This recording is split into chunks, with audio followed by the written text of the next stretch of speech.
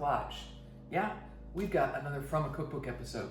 Today, Red Sage by Mark Miller.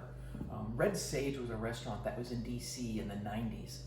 Mark's a Southwest chef out of Santa Fe, but he opened this beautiful restaurant, upscale restaurant in DC. And the really fun story, I was so excited by it when I got this book.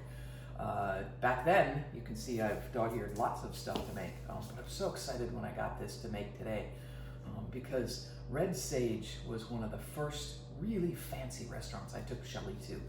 Our first trip together, way back in like 1993, was to Washington, D.C. And so we went to Red Sage and we had just a marvelous dinner. But the thing that was most memorable was the dessert.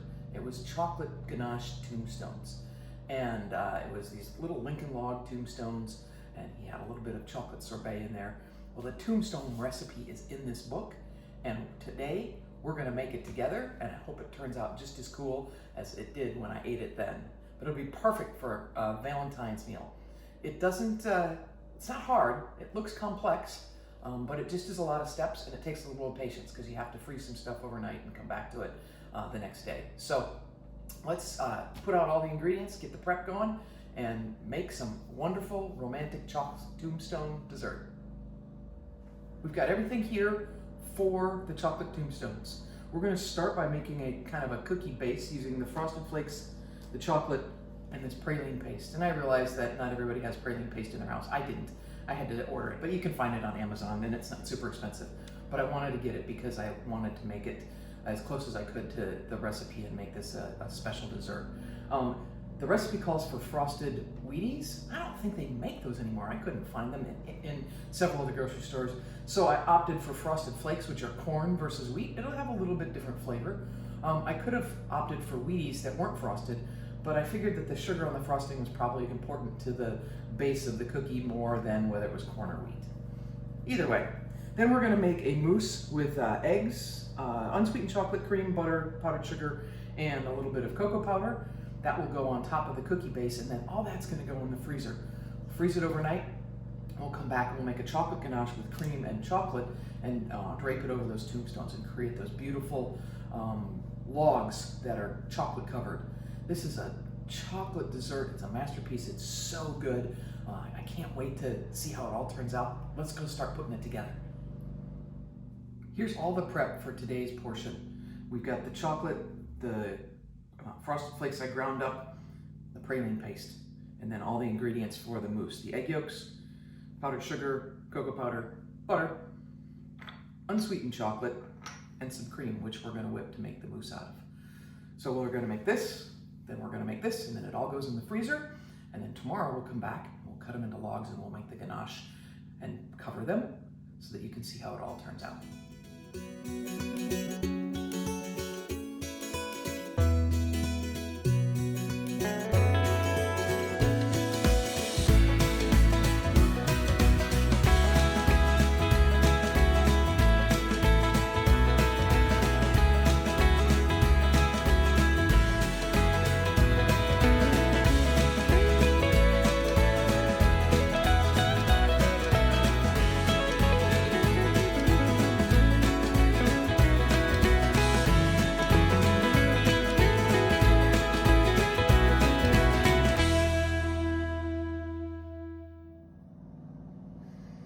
We've got the crust cooked in the pan, and in Mark's recipe, he calls for a 10-inch square cake pan.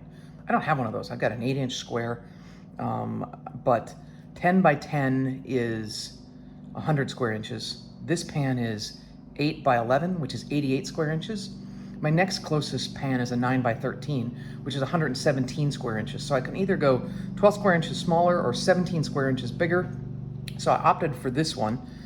It will make the tombstones just a little bit thicker, but that's what we got, so that's what we're gonna do.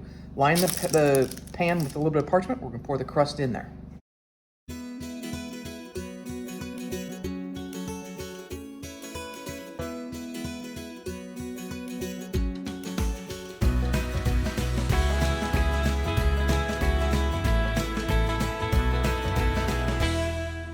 There, I tried to make it as even as possible and get as much into the corners as we can so that the tombstones are fairly square.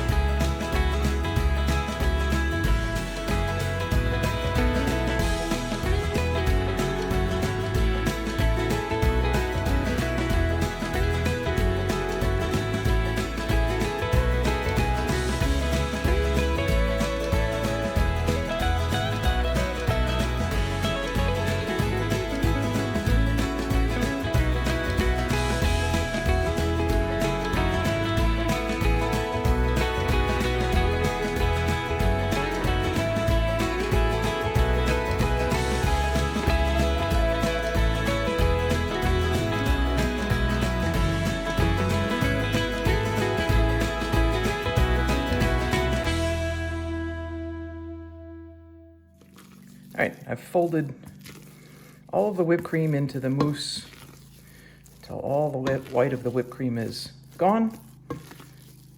It is ready to pour over the crust.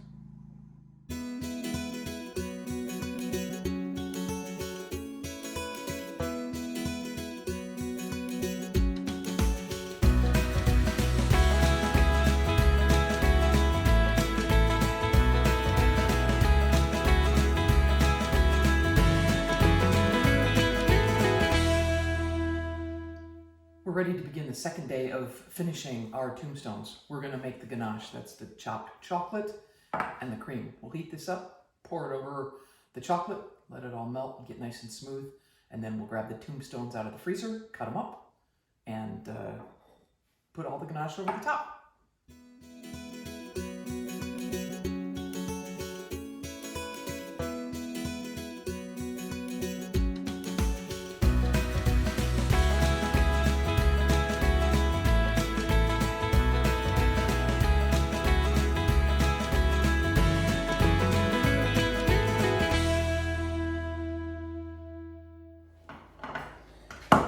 Here we have our base and mousse from the freezer. I'm going to pull it out by the parchment paper and pull this off.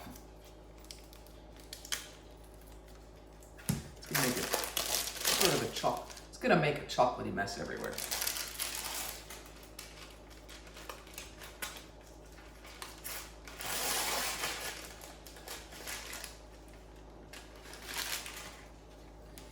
Flip that back over so it's on the base. We're just going to let it rest for just a little bit at room temperature, not too long, maybe 4 or 5 minutes, so that I can start to slice some of this off and even it up and square it up and cut it. Okay, I've got my ganache here, just over some just barely simmering water, just so the ganache stays free flowing. I want it to coat all of the tombstones.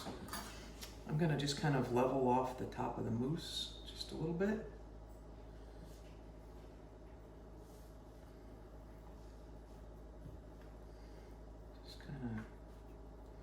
Level that off, and then I'm not sure whether it's going to work better with my chef knife or my cleaver. I think probably my cleaver, only because I can get more traction with that, more leverage. So we're going to cut them in half.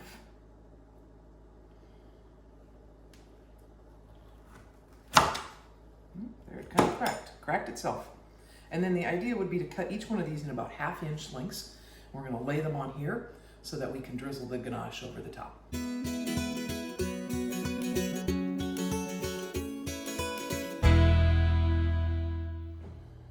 Here we have all of our bars ready to go. And for the ones that crack apart and you can't put together too much, those are just kitchen snacks. So we're going to set this off to the side. And then we're going to take a small scoop and just take a little bit of the ganache. We're just going to pour it over the top of each one of these so that it falls down the sides and coats the tombstone. Just use my spoon a little bit. There. That's the idea.